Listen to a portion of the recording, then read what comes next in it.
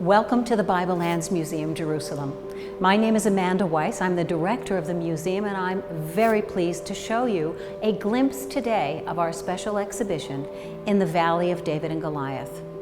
This exhibition takes us into a very important time and place in what is modern-day Israel, but back to the time of King David, which was the 10th century BCE. On this map here, there are actually three layers. The brown layer here are the hills, the Judean hills, the highlands. And down over here we have the middle ground, what we call the Ela Valley, and the lowlands over here. Now David, who was only a shepherd when he battled Goliath, David came from the Judean hills. David came from the Judean hills that are up here where we see Jerusalem and Bethlehem on this map. And Goliath actually came from the Mediterranean. And the Philistines were very powerful, and they took over this area here. And the meeting ground between the two, the battle between David, the Judean, and Goliath the Philistine, took place somewhere right here between the biblical cities of Azekah and Socho. Our little village, known today as Kirbet Kiafa, is right between the two. Could it be the biblical Sha'arayim? In Hebrew, the word Sha'arayim literally means two gates. And the city of Kirbet Kiafa opens up with two gates, like no other city from its time period. And in each gate, there were these double chambers. And in the left-hand side on each one stood a tall, standing stone, a cultic stone for people to come through and have blessings for their journey and their safe return. And that stood right here. And we have from the book of Kings the quote here, and he, Josiah, broke down the shrines of the gates which were on one's left at the city gate. It even tells us exactly where they were on the left-hand side, and that's where we found them. So the gates were the gateway to the city, and we walk inside the city into the main gate square. Follow me. So right here, we're standing in front of basically the floor plan of the city as it was excavated. And what you see on this wall here are the two gates. And around it was a fortified wall, a very strong fortified wall. And these little areas here are actually the houses that the people lived in, which you're going to hear more about in a moment. But the gate square was very important because the gate square is where everything public happened in the city. The marketplace, trials and judgments, an edict from a governor or a king or a high priest, somebody that needed to get a message across. And what we've put on display in this gallery, you have artifacts around you here that really represent the many different cultures that this particular village traded with, from Egypt to the Philistine cultures itself, from the north of Israel to local Israelite and Canaanite pottery. So all of this material is really excavated from the site itself, but gives us evidence of the cross-cultural interaction that took place during this time, a very important piece. This particular gallery takes us inside the homes of the people that lived in this ancient city. This is actually a model of one of the houses. The city was built with a perimeter of houses around it, and they were part of the fortification of the city. As a matter of fact, this piece of the model of the house right here was actually the casemate walls, as we call them, which were very heavy, thick stone walls. And the narrow chambered rooms that were in there were either used for sleeping chambers or for storage. Every house had a kitchen, an open courtyard. Some had livestock even in them, but very few of the larger ones also had cultic rooms. And what you're going to look at over here, these pieces are among the most important finds from this site. This one in particular, this is a stone, right, as opposed to clay. You see these are clay. Cultic shrine models. Now what does that mean? It means that they were placed in a place, there was no centralized temple yet at this time. Remember?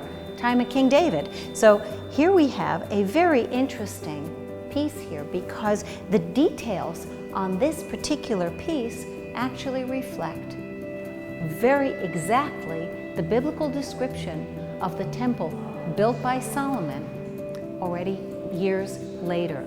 That means there had to have been monumental architecture in the day. You have the triglyphs across the top, which represented the beams, the wooden beams that were built to support the roof of the temple, and these receding frames that go around on the inside over here. So here, as a matter of fact, we also happen to have a drawing, a computer rendition of what the temple facade would have looked like.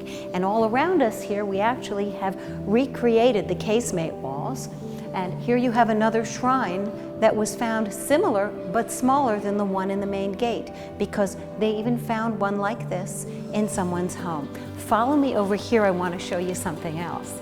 This was a kitchen. In my house, that's always the most important place. The kitchen was a major place.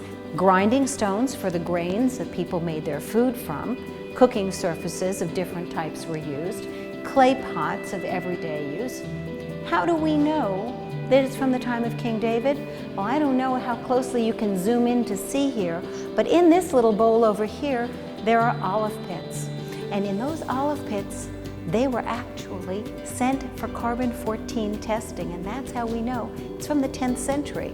Pretty phenomenal when we can use modern technology and science to date something as ancient as a city like this. Another very important factor is, if you look here, Kirbet Kiafa, our village, had only cows and goats, sheep, and a little bit of fish, fowl actually, bones for protein sources. Philistine Gat, which was much larger, and the capital city of the Philistines only 12 kilometers away from here, had more than 10% pork. Well, we know that Jews don't eat pork, Judeans didn't eat pork, the Philistines did. And in every Philistine site we see that, so it's clearly not the same culture. They cooked in large stone ovens like this particular clay and stone oven, and on very wonderful little baking trays like these, which were used for making pita bread. I want to show you one of the other truly remarkable things from this exhibition, a definite highlight. Follow me. Among the truly remarkable things that I told you that are at this site are two items that have writing on them. Now, this is writing that predates Hebrew and alphabetic script as we know it, but actually the inscriptions are in Hebrew. On the shoulder of this jar here, and we've put it up here on the wall for you so you can see it again, is the name Ishbal ben Beda, written in Canaanite script, but the name is a Hebrew name. Now, that's a very interesting thing. Now, it's fragmented. We don't have the whole inscription. And here again, we're a little bit unsure of all of the exact information. This is an even more important piece. This is an Ostracon, it's called. Basically, it's like a tablet that we would use today to write on, only people wrote on clay. The ink is very, very faded, which is why it's on a very low light with a motion detector. It goes on and off. And actually, if you look over here, this is what is actually written there, because we had to really enlarge it so that you could see it yourself. Now, I bet you can recognize at least some letters here. You can see this letter here looks familiar, right? Looks like an A. Here it is again, it's the same letter. And here it is again, because the alphabet has not yet been canonized. It's not yet been organized, and this is predating it. Now, when these two pieces were found, some of the scholars, even here in Israel, thought that they couldn't possibly be real because no writing had been found like this ever before. But since these excavations, even two more sightings of this type of writing have been found, one in Beit Shemesh and one right here in Jerusalem itself. Archaeology is a fascinating topic. It's an ever-changing science of discovery. We learn more and more. But when a site such as Kirbet Kiafa comes together with Bible, archaeology, and the history of the land of Israel, it's truly a phenomenal opportunity for us all to learn.